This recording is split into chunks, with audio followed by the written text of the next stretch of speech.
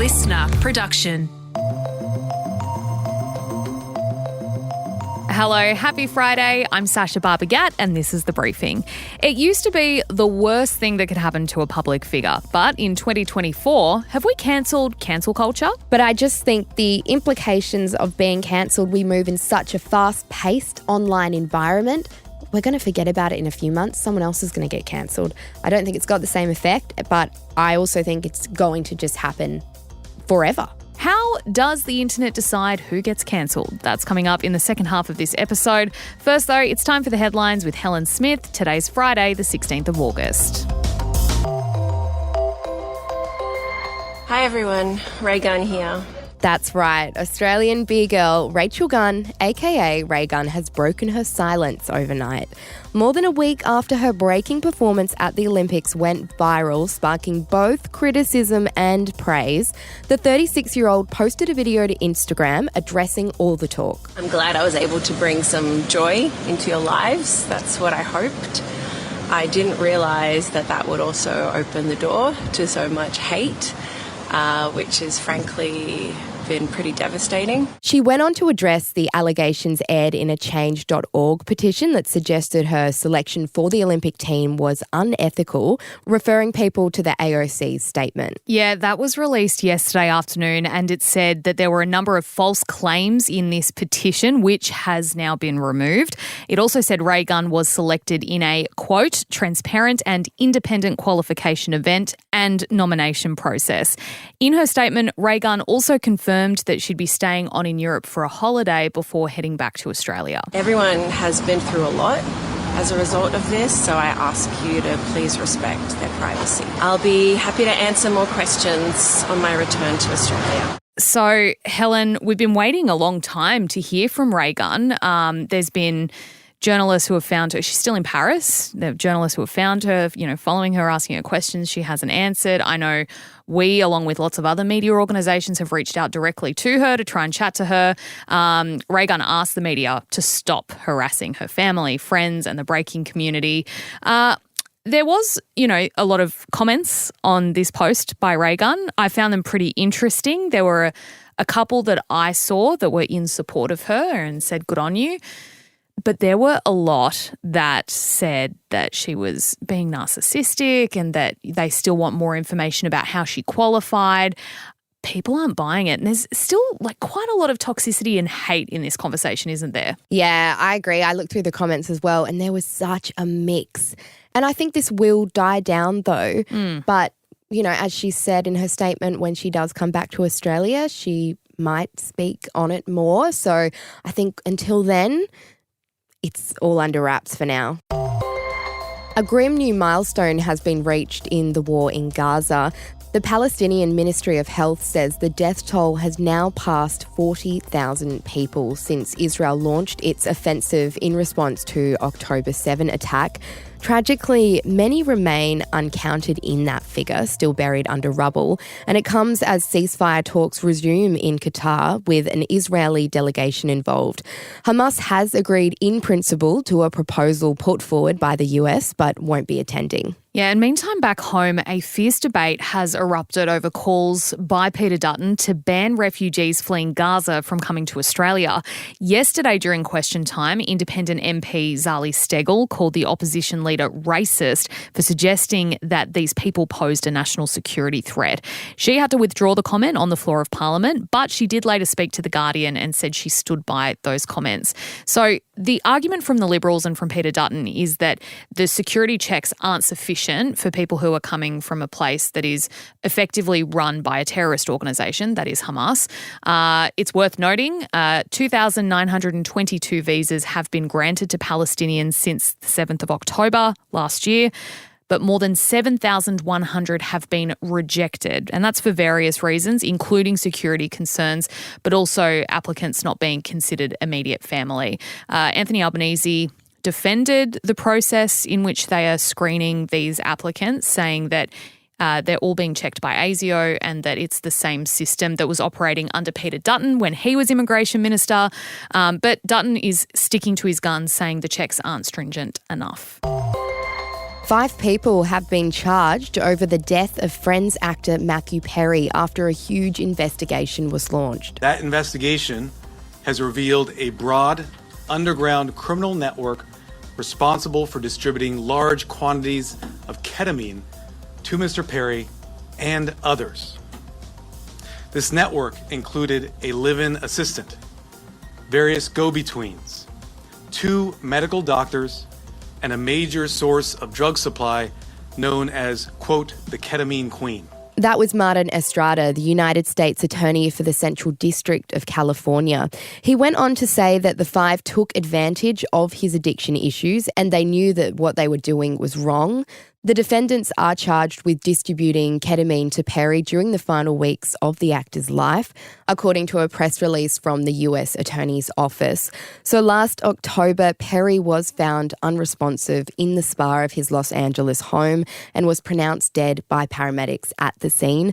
A post-mortem examination determined his cause of death was the acute effects of ketamine. Helen, this is really full on. You and I were piecing through, there was a live feed of the press conference that was done and we were kind of scrolling through it as it was coming out. And some of the accusations are really, really sad. So there were text messages from one of the doctors who's been charged and he said of Perry, quote, "I wonder how much this moron will pay." Authorities are alleging that they charged him about 3,000 Australian dollars for a vial of ketamine that actually cost $18. Perry ended up spending over $80,000 on ketamine from these doctors.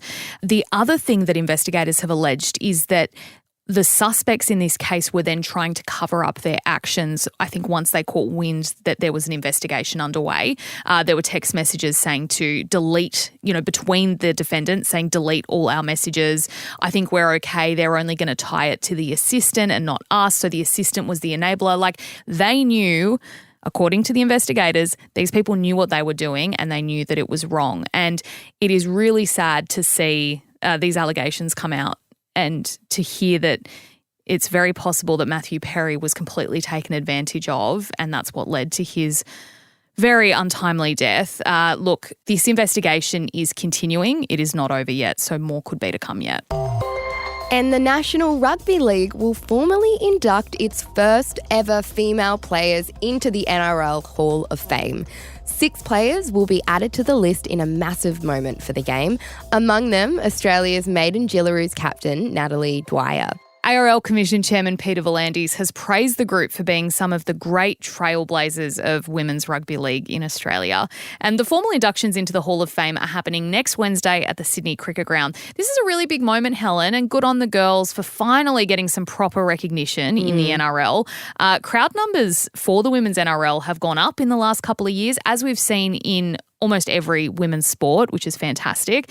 There was a record Origin crowd of 25,000 in May this year. That's nearly double the attendance of last year's series opener. And the girls got 3 games for this year's State of Origin. Before that, they were playing 2, and before that, they were only playing 1. So they're finally kind of ticking up with the boys. It's happening. We're witnessing history, Helen.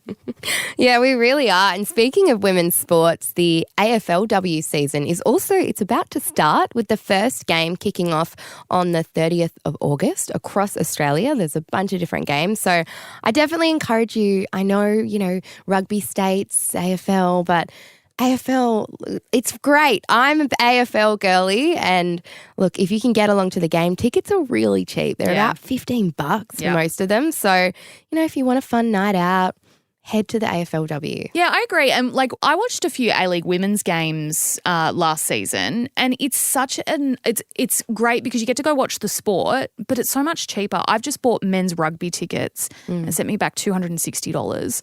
You go to women's games, it's so much cheaper, and the sport's just as good. So you're right, Helen. Get out, support your local women's team, whatever it is, AFL, NRL, rugby union, soccer.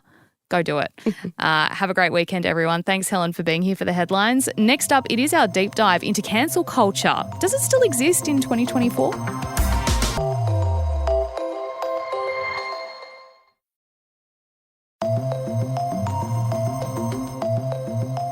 Getting cancelled used to be the worst thing that could happen to a public figure, and for some it still is. So how do we decide who gets cancelled? Cancel culture looks different depending on a person's race, ethnicity, sex, gender or privilege, and the implications of cancel culture are not evenly distributed. When old racist or homophobic social posts resurface, it can be detrimental and sometimes rightly so. Brooke Schofield is the latest online influencer to find herself facing very strong public backlash over things she said years ago. But while we saw people keen to cancel in years past, does the culture still have the same impact in 2024? The Briefing's Helen Smith is here with me to explain. Helen, thank you so much for sitting down with me today. Look, cancelling someone 10 years ago used to be one of the absolute worst things that could happen. Does it hold the same value in 2024? I don't think it does. We kind of saw a huge wave of people getting cancelled back in 2019, 2020 with the movements like Black Lives Matter, #MeToo, lots of big movements online, which I think did cancel a lot of people, and rightly so in some cases. But I think since then, cancelling people hasn't had the same effect, and what we're seeing now is almost the same political groups, like mostly left-leaning political groups, cancelling each other and playing into each other. And so people with the same political views or wokeness, you could say, are kind of cancelling each other more so than people that are more right-winged or conservative groups. Mm-hmm. Who are we usually seeing get cancelled? Is there like a stereotype? Yes, there definitely is. You generally see women or people of colour being cancelled more often, and the implications of cancel culture definitely isn't evenly distributed. Like, you can see this with race, with ethnicity, with gender, with sex. Like, the people who are generally getting cancelled and being impacted negatively by it the most are women and people of colour. But these are public figures. So these are celebrities, musicians, actors, politicians even. Yeah, and I suppose the exception to that rule would be someone like Harvey Weinstein, who is a straight, white, male, very powerful Hollywood figure who was cancelled by the Me Too movement, and of course since then he's been in jail. He hasn't been able to be uncancelled because he has been cancelled by society. He is in jail and he will probably die there. Who are the people that we're seeing being cancelled at the moment? We've talked about how it's kind of changed a little bit. I feel like everyone, you dig up a racist tweet from 10 years ago and, a la Chrissy Teigen maybe. We saw that happen with Chrissy and she was making weird mental health jokes on Twitter. 15 years ago she got cancelled for that. But that was a few years ago. Who are we seeing getting cancelled at the moment? Similarly, the same kind of people, celebrities, influencers, more so these influencers who aren't household names, but they've got a huge presence online. Yeah. And one of the latest people to be cancelled is Brooke Schofield. Now, she has been, quote unquote, cancelled for racist and homophobic tweets that have resurfaced from over 10 years ago. These were using slurs for gay people. She's also had cancellations over supporting Donald Trump.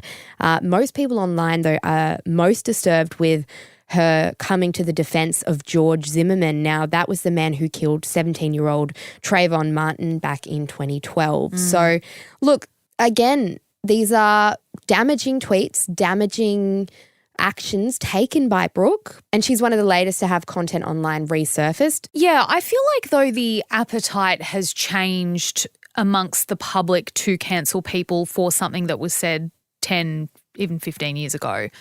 I feel like it ended up being at the point where if we were going to dig up every single person in the world's old tweets, we would find something that was problematic, whether it was racist, whether it was homophobic, transphobic. There's just so much in there. I do feel like the appetite to cancel people has kind of gone down. Maybe it depends on, who this person says they are.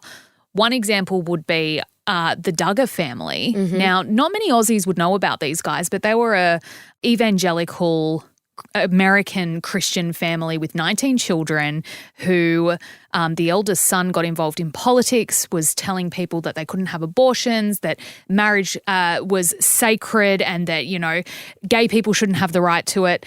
And then it came out that not only had he molested his sisters when he was a young boy, when he was a teenager, but then that he had joined Ashley Madison, the cheating website, and had affairs and had a pornography addiction, all things that he had spoken out against. And, he was cancelled and the Duggar family was subsequently cancelled. Some of the girls, the older girls, have managed to make a name for themselves out from under their family shadow. But I suppose that's my point, is that you feel like these days it takes a bit more to cancel someone. It's not just, I tweeted something a bit racist 20 years ago. Everyone gets on their high horse and cancels them. Do you get what I mean? Is that a right assessment, do you think? Yeah, I think society and the public online definitely go for people way harder if they are being cancelled for something that they publicly are an advocate of. And I think one person that comes to mind was Ellen DeGeneres, and she was an advocate and kind of this role model of like sharing kindness, being kind. The slogan she ended every one of her shows was be kind to one another. So when the allegations of her came out against the workplace culture and bullying, people went hard, people cracked down. And I think you're completely right that we do like to do that. But there's also been conversation around, you might have heard of it or might not have, it's called the right to be forgotten. No, I haven't. So the right to be forgotten, broadly kind of breaking it down, is the right for individuals to have private information about them removed from public directories in certain circumstances. So pretty much it exists to prevent accessibility to information about everyday people, individuals that no longer serve sufficient public interest. Okay. So it's different to the right to privacy. The right to privacy consists of information that is not known to the public, whereas the right to be forgotten is revoking public access to information that was known publicly at a certain time. Right. This is actually big in Europe, and it is in place in certain places in Europe and the UK. It's been recommended by various academics and lawmakers in Australia, but at the moment there is no recognition of the right to be forgotten in Australia. So it's a really interesting act that, if you do post something from 10 years ago and that information is swiped online, it's no longer for the public interest, maybe we wouldn't see people being cancelled like we are at this rapid rate. And I think, there's some things I said when I was a teenager that, I would not be proud of coming to light now, and that people might think I was a different person if they heard those things that I'd said, but that's not who I am now. My brain was underdeveloped and I was a big talking 15-year-old who thought I was really cool. I know now that I was just a little shit talking shit. So, I wouldn't want that to get out either. That's really interesting. I'd honestly never heard of that. But I guess what are we seeing that happens when someone does get cancelled online, which is what we're seeing so much at the moment? When someone gets cancelled online, generally they're posting apology videos or statements.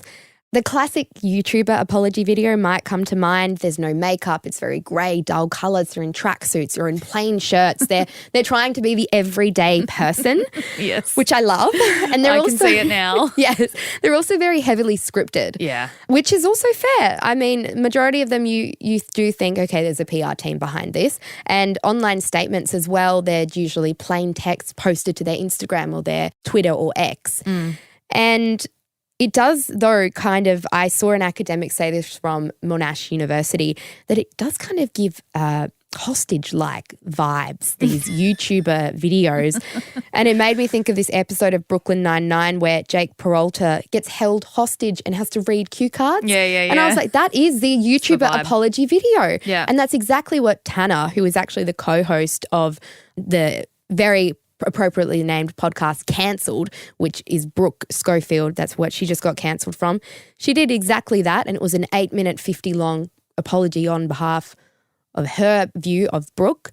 So these reactions, people want a fast reaction online. They want people to apologise straight away. And look, sometimes they work, sometimes they don't. Well, I find it interesting that that's the approach of people who are mainly influencers and YouTubers, because if you think about it, they don't have, speaking generally, they don't have money behind them like a celebrity like Harvey Weinstein might, or that Chrissy Teigen might, where, they get cancelled by the public. They've still got their mansion in Malibu. They're still, making paychecks from their partner or their brand deals or loyalty or whatever it is that they've got money coming in from. They're still earning royalties on previous songs or movies or whatever it is. Whereas for people who are influencers online, that is their whole business is online. If they don't have that space, if their followers aren't following them there, they're done. So they have to kind of address it. Whereas, as we've seen with celebrities, they just hide away. Think of Taylor Swift when, Kim Kardashian's fans came for her during the Kanye West famous song drama. She went to ground for years and hid, but she could because she was rich. She didn't have to be like, oh, I've got to save my career. She's like, well, I've made enough money. Look, Helen, have we cancel culture as it used to be? Like, does it have a place in our society going forward? I think it does, but I don't think it has the same effect. I don't think someone can be cancelled like fully anymore. I really think there's an interesting conversation around comedians as well with cancel culture.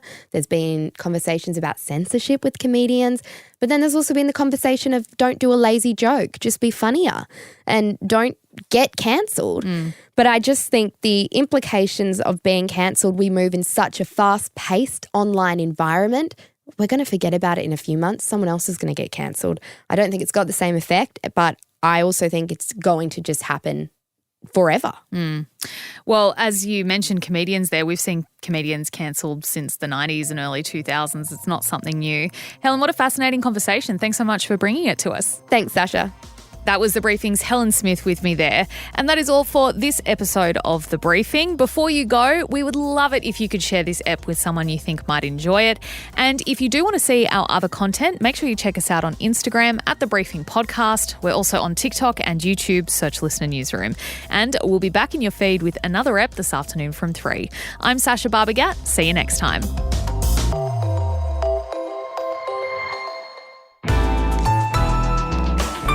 Listener.